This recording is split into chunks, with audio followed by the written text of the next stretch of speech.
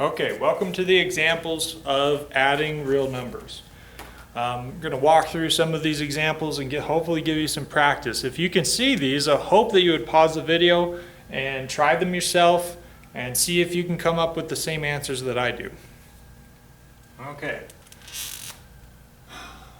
So for this example, we have -3 plus 6. Now, so -3, we're putting on a number line, is over here, and then 6 is over here, and we need to kind of cancel them out so that they give us the right answer here. So -3 taking away from the 6 would be a +3. All right, the 6 is the bigger one, that's why the sign is positive. Now you have two negatives here, so I have a negative plus a negative. For addition, it's going to stay negative. So I have a negative, and then it's going to actually be combined. So the easiest way to look at these numbers, or these problems, is you start with this number here, the one on the left, or whatever is on the left. And then, so I'm starting with -4, and then it says I'm going to take away 5 more. So if you kind of visualize that, you say, all right, I'm starting here at -4, and then it says take away 5 more, you would have to go farther down. And so that's why it's a -9. Okay.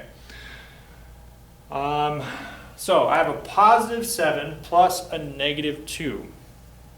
So +7, I'm starting at 7, and I'm taking away 2 from that 7.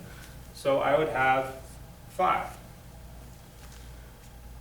Going down here to D. Hopefully you're doing fine on these. That'd be nice. If you're struggling, go through them again. Make sure you try them again. You can find worksheets online to be able to practice, and they give you the answers. You can type in add real numbers worksheets, and they'll basically print you up a whole bunch of problems. So starting at -8. So I have -8, so it's below 0, and then I'm going to add 4 to that -8. So you go back up 4 spots. Okay, so you'd be back up to your -4. Going back here, we got 2 negatives. So I have a -1. I'm going to show you my number line here. So there's 0, -1. So I have a -1 to start, and then it takes away 4 more. So go down 4 more spots, so I'd be at -5.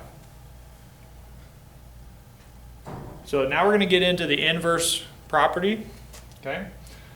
Inverse property, I have a -5 plus x equals 3. And the inverse property for me makes more sense when I show it like this with the x and things like that. So hopefully you're following along.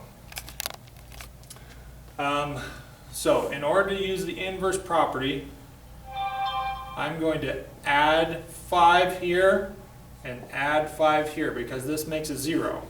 That makes that number, this 5, go away. Okay. Now, x is now by itself, so this is going to come down here, and I'm simply going to add these numbers there. And so that's it. You're done.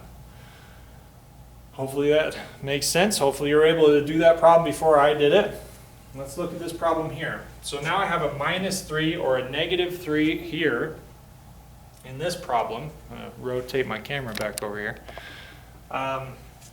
In order to make this be a 0, I'm going to put a +3, and I'm putting a +3 on this side, because this makes it 0. All right. So it's 8, 9, 10, 11. All right. So now your x simply drops down like that. And so your x should be 11. Now you can go back and check these two that I've shown you. You can put in the 11, because that was now what it represents. And you can check yourself. So 11 minus 3 equals 8. That's true. All right. Anytime that you have algebra, if you get this answer right here, and I would suggest checking your answers before you just turn in your tests or turn in your homework, because sometimes when you get the X, it's not the right answer. You think it is, but maybe you made a mistake, and it's very simple in algebra to be able to check your own work. Okay, so plug it back in, because now X equals 11, and you get 8. Same thing from up there. So X equals 8. You can get, so you have a -5 plus 8, that should be a +3. All right, hopefully these examples helped in doing this number line on the side over here. That's a little trick that you can have for a visual of algebra, because sometimes algebra is better when you can see it. Hopefully that went well for you.